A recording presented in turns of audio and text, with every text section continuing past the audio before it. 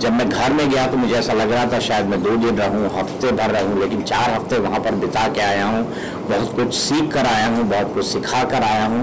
उम्मीद है कि जो सिखाया है मेरी सीख लोग याद रखें, अपने अनुभव, मेरे अनुभव का इस्तेमाल करें, और जो मैंने सीखा है वाकई में उसे मैं ज़िंदगी भर याद रखूँगा। जब आप घर से बाहर आ रहे थे तो काफ़ी ज़्यादा घर के अंदर लोग रो रहे थे, रणवीर, कटारिया और शिवानी, तो सबसे ज़्यादा इमोशनल अटैचमेंट किसके साथ आपको हुई है? देखिए, मेरे साथ सबके साथ इमोशनल अटैचमेंट है। ऐसा कोई नहीं है जिसको मैं कहूँगा कि मेरा उससे इमोशनल अटैचमेंट नहीं था। सब लोग मेरे पास आते थे, अच्छी बुरी बातें करते थे, अच्छी बुरी बातें सुनते थे, सुनाते थे। हमारा एक रिश्ता था और वो रिश्ता समय के साथ डेवलप हुआ है। एक में ना बड़ा वक्त होता है, एक छत के अंदर रहना इस डिजिटल युग में, ना टीवी देखना, ना फ़ोन आपके पास, हमारे पास था भी तो वो एक सर्टेन टास्क के लिए था, बाहर वाला के लिए वो फ़ोन दिया गया था। तो ऐसी परिस्थितियों में कोई रह सकता है, हम तो इसके बारे में, मैं तो इसके बारे में सोच भी नहीं सकता कि बिना टीवी पे न्यूज़ देखे मैं रह भी सकता हूँ या नहीं रह सकता हूँ। लेकिन ये 1 महीने का वक्त हमने साथ में गुजारा है। मुझे ये लगता है कि मैं वहाँ पर ट्रॉफी जीतने नहीं, दिल जीतने गया था, और ट्रॉफी जीतना मेरा मकसद कभी था ही नहीं, मैं दिल जीतने गया था। और वाकई मुझे अब ऐसा लगता है कि मैं वहाँ पर कई दिल जीत कर आया हूँ। उनके आंसू इस बात के गवाह हैं। दीपक सर, आपसे जानना चाहूँगी, जैसे कि आपने कहा नॉमिनेट घर से बाहर आ चुके हैं, बट कहीं ना कहीं अभी भी रवि हाँ सर, वो अभी भी वो टास्क, जो फूल का टास्क हुआ था उसमें आपने उन्हें सेव किया था, कहीं ना कहीं उन्होंने आपको नॉमिनेट कर दिया। कहीं ये लोग जहाँ बोल रहे थे कर्मा रिफ्लेक्स हुआ है, इस पे आप क्या कहेंगे?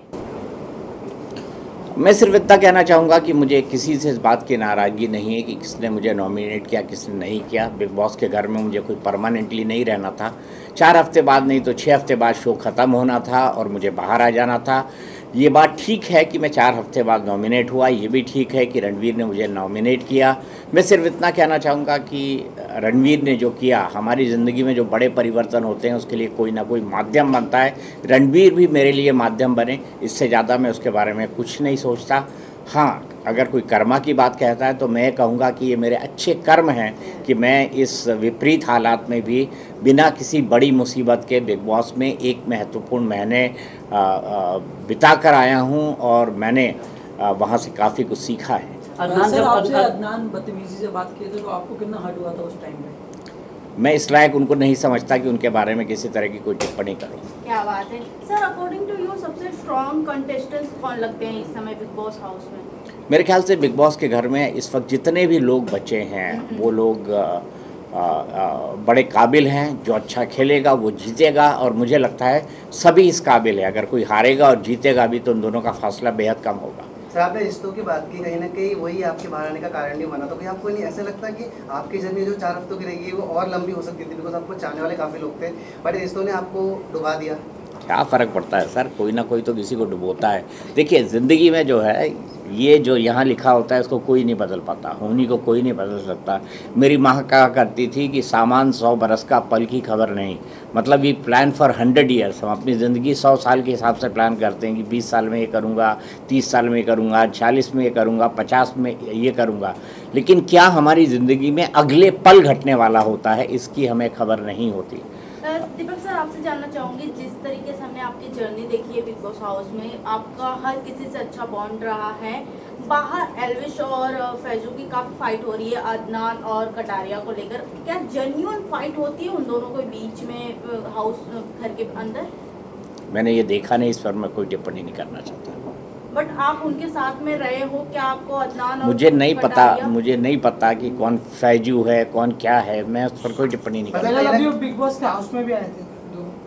मैं नहीं था उसमें। सर, शिवानी के साथ जैसा उसके भाषा को लेकर घर में बात होती है, आपके साथ काफ़ी देखा गया कि आपके साथ बैठती थी, आप समझाते थे, तो कैसा उसका भाषा है या स्वभाव है, कुछ बताना चाहेंगे रियल में जो आपने अनुभव? स्वभाव से बहुत सरल है, थोड़ी ज़्यादा बोलती है, ज़्यादा मजाकिया है, लेकिन उसको गलत लोग उसकी भाषा के कारण समझते हैं। मुझे ये लगता है कि जिस इलाके से आती है वो उत्तर प्रदेश का एक ऐसा इलाका है जहाँ कई भाषाओं का और बोलियों का मिक्स बोला जाता है। वहाँ की लैंग्वेज इसी तरीके की है। तो मैंने यही लोगों को समझाने की कोशिश की, मैंने यही AK को भी बताने की कोशिश की थी वीकेंड का वार में। और मेरा ये मानना है कि शिवानी समय के साथ बदली है, सीखी है, और ये उसकी व्यक्तित्व में भी जल्द दिखेगा। सर अब अरमान मलिक फैमिली से भी काफी क्लोज रहे हैं, पायल सबसे पहले घर से निकल गई हैं और कृतिका अभी भी बनी है। ऑडियंस के अकॉर्डिंग देखा जाए तो कृतिका कुछ नहीं कर रही है, पायल सबसे ज्यादा स्ट्रांग बताई जा रही है। आपको क्या लगता है कृतिका और पायल में से कौन सा स्ट्रांग था और किसको घर में रहना ज्यादा डिजर्विंग था? मैं ऑडियंस क्या सोचते हैं क्या नहीं सोचते इसके हिसाब से किसी को वैल्यू जज नहीं कर सकता। आपके अकॉर्डिंग आप क्या देखते हो दोनों के बीच में सबसे ज्यादा कौन स्ट्रांग था? मेरे हिसाब से दर्शक इसके बारे में डिसाइड करेंगे। सर कटारिया के साथ जिस तरह रणबीर के साथ झगड़ा होता था और दोनों के विशाल के साथ भी, तो उस पर आप क्या देखते हैं, कौन सही था कौन गलत था? कुछ अपना। मैं किसी को सही या गलत नहीं कहूँगा, मैं तो सिर्फ लोगों को ये कहता था कि अगर कोई बड़ी उम्र का है उसका सम्मान करो, अगर कोई छोटा भी आपको बड़ी सीख दे रहा है उसका सम्मान करो। यही बात मैं लोगों को कहा करता था और ज़्यादातर मौके पे लोगों ने, मेरे हाउसमेट्स ने, फेलो हाउसमेट्स ने इस बात को सुना है। सर कौन सा ऐसा कंटेस्टेंट था जिसके साथ आप रिश्ता नहीं रखना चाहेंगे? मुझे ऐसा कोई नहीं लगता। अदनान ने जिस तरह से आपके साथ बिहेव किया, क्या उसके बाद भी आप सारा गिला शिकवा आप भूल जाएंगे? मैं कमेंट कर चुका हूँ कि इसके बारे में कुछ नहीं कहना चाहता। तो क्या आपको ऐसा लगता है कि इस सीजन जो बिग बॉस का जा रहा है वो उसकी टीआरपी काफी लो जा रही है, इसकी वजह से बार बार वाइल्ड कार्ड एंट्रीज लानी पड़ रही है, कभी एल्विश को बुला रहे हैं, कभी फैजू को बुला रहे हैं, फेक कंट्रोवर्सी क्रिएट कर रहे हैं? यार OTT की टीआरपी कहाँ आती है मेरे भाई, शब्द तो सही सोचो। आपने कहा था कि शिवानी से मिलने जाएंगे उसके घर, तो जाऊँगा बिल्कुल जाऊँगा। सर बिग बॉस के बाद आपने मतलब आपके लाइफ में मतलब अभी क्या चेंजेस आए, आप इसके बारे में क्या कहना चाहोगे, या क्या चेंजेस आ सकते हैं, आपको क्या लगता है इसके बारे में? एक दिन में तो मुझे कोई चेंज नहीं दिखा। सर आपने वेट कितना लूज किया, क्योंकि बिग बॉस इसीलिए जाना जाता है कि लोग अंदर जाने के बाद वेट तो जरूर लूज कर लेते 4-5 किलो। अभी मैं अपने जो वेट स्केल है उस पर चढ़ा नहीं हूँ, लेकिन वेट मैंने जरूर लूज किया।